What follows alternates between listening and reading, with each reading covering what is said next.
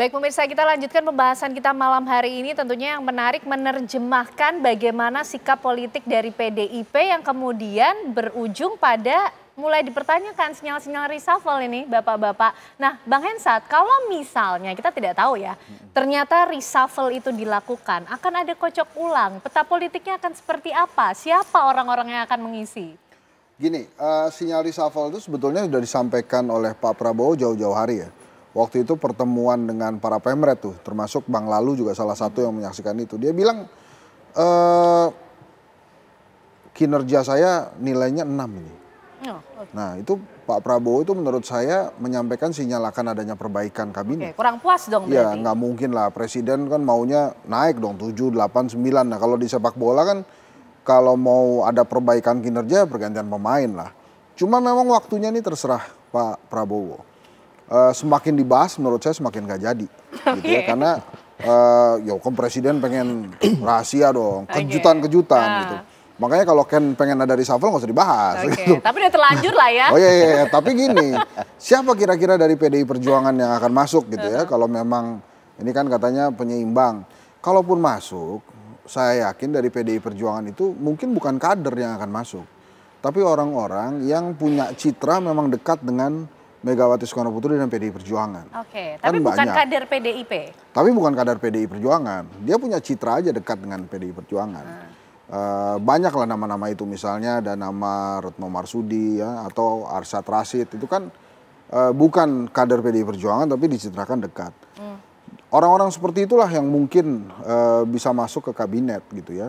Dan justru selama ini kan beredar Mas Ganjar gitu. Kalau menurut saya itu terlalu obvious gitu, terlalu nyata. Dukungan PDI Perjuangan bila Ganjar yang masuk ke kabinet. Itu nggak bisa lagi PDI begitu. Ya itu nggak bisa lagi jadi penyeimbang, itu sudah bagian dari koalisi. Tapi kalau pengusaha-pengusaha yang memang dicitrakan atau sahabat-sahabatnya PDI Perjuangan lah yang masuk ke kabinet tapi berkomunikasi dekat dengan PDI Perjuangan, itu pasti sangat mungkin tuh. Dan itu daftarnya banyak menurut saya yang bisa didorong oleh Ibu Mega. Jadi misalnya kayak Bang Ansy nih, wah dilihat nih, wah ini calon gubernur waktu itu susah, gitu. Tapi kalau yang lain-lain yang memang tidak berada dalam kadernya PDI Perjuangan, kemarin juga tidak hadir di Bali, cuma di telepon-telepon juga, nah itu mungkin bisa gitu ya. Jadi kalau menurut saya sih permainannya akan di situ gitu.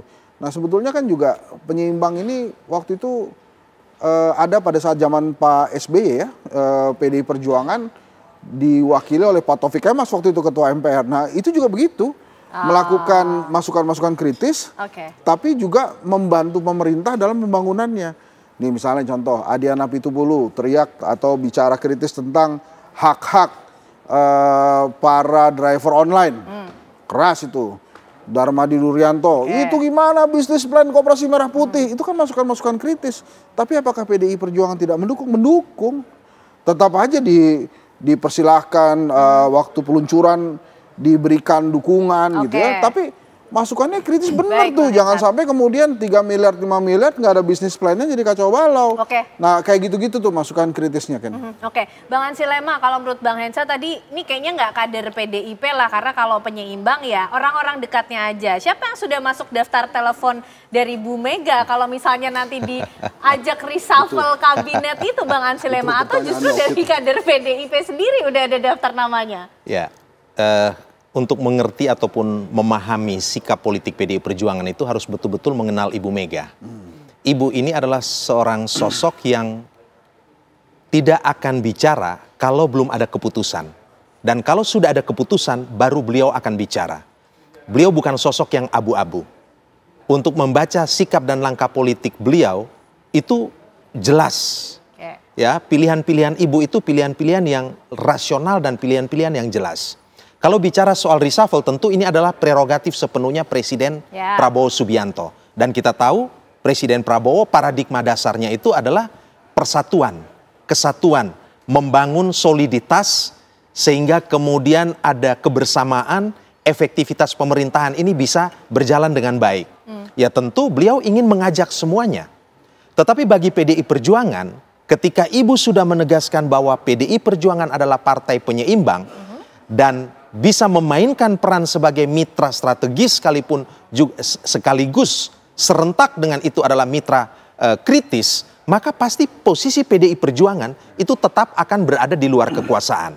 Karena persatuan dan kesatuan ataupun term minologi persatuan oleh Presiden Prabowo tentu juga PDI dukung. Kita perlu bersatu. Artinya kalau ditawarin gimana, Bang, kan ternyata bersatu tidak harus bersama. Bersama itu kan belum sepenuhnya berarti bersatu, kan begitu. PDI Perjuangan berada di luar kekuasaan pun, ya, ini juga bisa bersinergi dalam tanda petik bergotong royong, ya, dengan melakukan kritik, pengawalan secara konstruktif, memberikan alternatif solusi terhadap kebijakan. Ini juga bagian-bagian dari alternatif nama untuk menggantikan menteri yang sekarang ada di kabinet ya, Bang Ansi Lema? Sebagai partai penyeimbang tentu tidak akan ada kader yang akan disebutkan masuk dalam kabinet. Kan di lagunya tuh diomongin tuh, tujuan kita Indonesia Raya. Gimana tuh, Bang Ansi Lema? Gerindra tuh. Jadi fokus orientasi PDI Perjuangan, visi PDI Perjuangan tentu juga untuk kejayaan Indonesia Raya, kemakmuran dan juga keadilan, dan itu kan pasti sama. Dan dalam sistem presidensil, berada di pemerintahan ataupun juga di luar pemerintahan, juga bisa bersinergi untuk melakukan hal ini, mewujudkan tujuan-tujuan bernegara ini, kan begitu. Jadi kalau mau lihat sikap politik PDI Perjuangan, rujukannya tuh sederhana, pidato politik Ketua Umum PDI Perjuangan Ibu Megawati Soekarno Putri. Itu akan menjadi rujukan dan pegangan. Setidaknya sampai malam ini, detik ini kita bicarakan mengenai hal ini. Kita bahas. Baik. Bang Herman, kalau rujukannya pidato politik dari Bu Mega sendiri, Demokrat seperti apa? Kalau misalnya nanti Pak Prabowo kemudian mengambil sikap untuk menelepon Bu Mega dan meminta nama dari PDIP masuk ke kabinet? Ya, pertama tentu itu sangat akan dipastikan ya oleh Pak Prabowo dan Ibu Mega gitu ya. Dan tentu itu menjadi, tadi disebutkan bahwa urusan koalisi ya menjadi kepentingan pemimpin koalisi. Pak Prabowo adalah pemimpin koalisi bagi kami. Kemudian nanti urusan kabinet adalah hak prerogatifnya Presiden. Juga nanti itu menjadi urusannya Pak Prabowo. Sehingga apa yang akan terjadi kemudian antara Presiden Prabowo dengan Bu Mega ya tentu menjadi urusan kedua belah pihak. Bagi Demokrat ya kami mengikuti saja apakah yang menjadi keputusan Pak Prabowo, ya tentu kami dukung sepenuhnya karena kami memang sejak awal sudah mendedikasikan bahwa kami ingin mensukseskan pemerintahan Presiden Prabowo. Dan tentu juga idealnya untuk bisa memastikan bahwa program dan tujuan program yang ini menjadi prioritas dan membangun bangsa ke depan yang dirancang oleh Presiden Prabowo, idealnya ya didukung oleh seluruh instrumen bangsa, termasuk oleh partai-partai politik, termasuk oleh fraksi-fraksi yang ada di DPR. Sehingga ya semakin guyup, semakin rukun, semakin semuanya turut serta di dalam menuju kepada pembangunan bangsa, ya ini akan semakin baik dan akan semakin terakselerasi untuk mencapai tujuan pembangunan itu. Karena kemudian tadi Bang Hensa juga bilang, Bang Herman, Pak Prabowo sempat bilang kalau nilainya 6 sepertinya masih ada yang kurang puas. Termasuk kalau kita lihat koalisi harusnya juga harus melakukan evaluasi nih. Jangan sampai kemudian sinyal reshuffle justru menyasar partai politik tertentu yang artinya harus mulai berhitung. Nah dijawabnya tapi nanti ya Bapak-Bapak, sesaat lagi kami kembali untuk Anda.